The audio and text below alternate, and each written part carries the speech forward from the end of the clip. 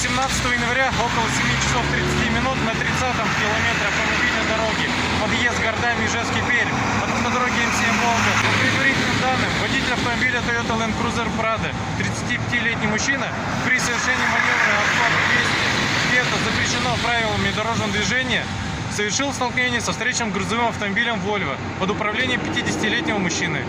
В результате происшествия сам водитель автомобиля Toyota Land Cruiser получил смертельную травму, его пассажир, мужчина 37 лет, был госпитализирован в реанимационное отделение. В настоящее время на месте работают сотрудники следственно-оперативной группы и сотрудники дорожно-патрульной службы. Организованное реверсивное движение. Проводится расследование.